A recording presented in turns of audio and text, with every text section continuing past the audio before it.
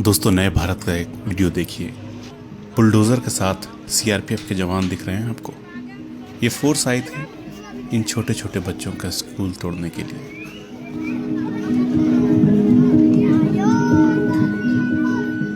नमस्कार दोस्तों, मेरा नाम रोहित उपाध्याय है। किसी भी जमीन का सबसे बढ़िया इस्तेमाल क्या हो सकता है?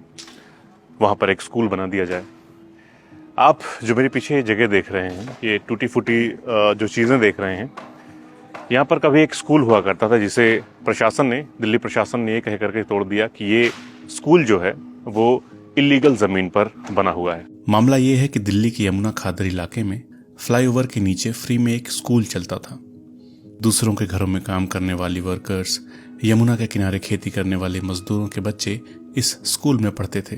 कोरोना के दौरान भी ये स्कूल चल रहा था और इस स्कूल की देश विदेश की मीडिया में सराहना भी हुई थी। मगर 11 जनवरी 2023 को दिल्ली जिला प्रशासन के अधिकारियों ने स्कूल का पूरा स्ट्रक्चर ध्वस्त कर दिया है। एक एनजीओ जीवन स्तंभ फाउंडेशन के सहयोग से चलने वाले इस स्कूल में लगभग 200 बच्चे पढ़ रहे थे। सोशल वर्क में मास्टर की डिग्री हासिल करने के बाद नरेश पाल इस इलाके के गरीब बच्चों को इसी स्कूल में पढ़ाते थे। कहाँ के बच्चे हैं ये? शहर केवल पक्की कॉलोनी से नहीं बनता है, इन झुग्गियों से ही बनता है। आपको सस्ता श्रम चाहिए, सस्ती लेबर चाहिए, सस्ते खाना बनाने वाले चाहिए। लेकिन जिन सस्ते खाने बनाने वालों बच्चों की जो एजुकेशन है, आपने उस एजुकेशन का ये दुर्दशा कर दी। इनके पास नहीं है बच्चों को पढ़ाने के लिए कॉन्वेंट में पढ़ाएं या महंगी फीस दे सकें। ठीक है, उसी गैप को मैं फिल कर रहा था यहाँ बच्चों को पढ़ाकर कि ये महंगी फीस अफोर्ड नहीं कर पा रहे हैं। ठीक है, 9वीं क्लास में बच्चे हैं, 10वीं क्लास में बच्चे हैं, 8वीं क्लास में बच्चे हैं।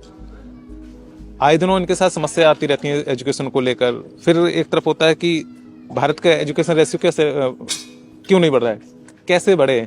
यहाँ जिन बच्चों को मैंने पढ़ाया सन 2011 से मैं पढ़ा रहा हूँ बच्चों को, तो 25 बच्चे यहाँ पढ़ा रहे हैं। ठीक है, ये काम सरकार का है, हमारा नहीं है। लेकिन हम वॉलंटरी अपने समाज को आगे बढ़ाने के लिए, शिक्षित करने के लिए काम कर रहे थे। उसका इनाम हमको ये दिया गया। नरेश बता रहे हैं कि लोगों की डोनेशन से यहाँ पर लगभग 10-15 लाख रुपए का सामान इकट्ठा हुआ था, जिसको सरकार ने, प्रशासन ने बुलडोजर से तोड़ दिया है।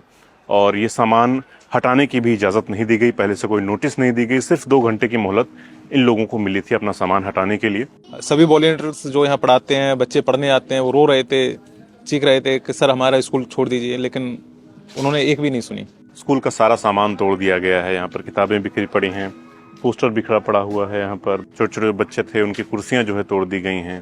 ये सवाल मुझे लगता है प्रशासन को अपने आप से पूछना चाहिए। जो अधिकारी यहाँ पर आए हुए थे उनको अपने आप से पूछना चाहिए कि एक स्कूल चल रहा था, अच्छा खासा स्कूल चल रहा था, छोटे छोटे बच्चों को यहाँ पर शिक्षित किया जा रहा था। कम से कम इतना नहीं तो उनको यहाँ से दूसरी जगह हटाने की मोहलत तो देनी चाहिए थी प्रशासन को, लेकिन वो भी नहीं दी गई। कोई नोटिस नहीं, शाम को बताया गया और सुबह आकर के तोड़ दिया गया इसको।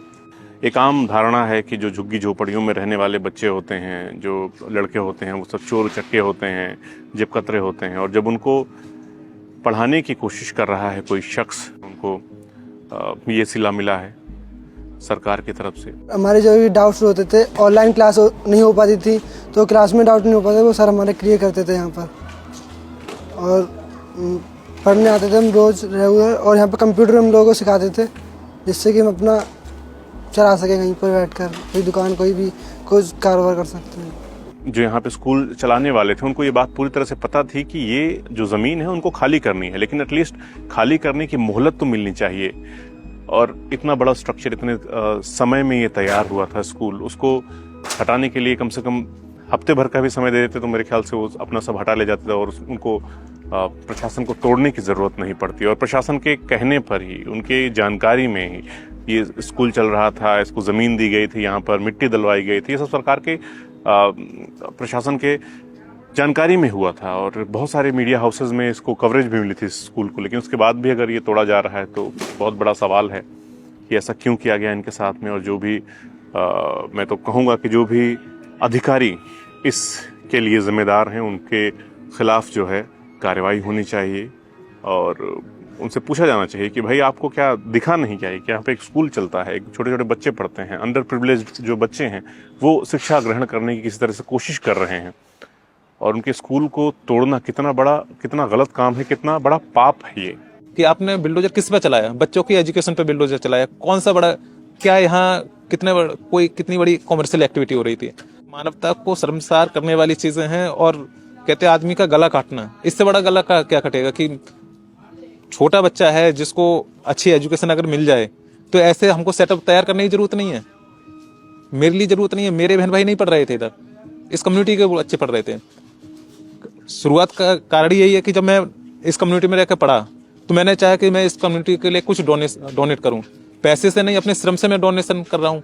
आप लोगों से गुजारिश है कि इस वीडियो को ज़रूर लोगों तक पहुंचाइए, दिखाइए कि क्या सिला मिलता है जो इस देश में अच्छा काम करना चाहते हैं। और आवाज़ इसलिए भी उठाइए ताकि जो भी जिम्मेदार अधिकारी हैं उन तक ये बात पहुंचे और वो जाने कि उन्होंने क्या किया है। शुक्रिया।